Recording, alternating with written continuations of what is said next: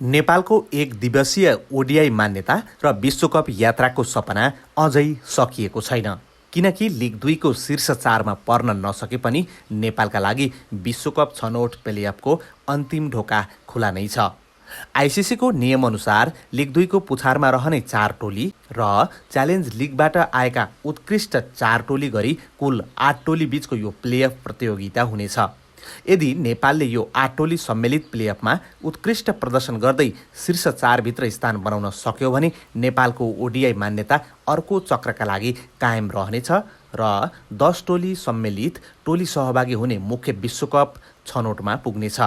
So मुख्य छनौटमा league 2 का शीर्ष 4, प्लेअफका शीर्ष 4 र ओडिआई वरियताका 11औं र 12औं स्थानका टोलीहरूबीच प्रतिस्पर्धा हुनेछ, जहाँ शीर्ष 4 मा पर्न सके मात्रै 2027 को विश्वकप खेल्न पाइनेछ।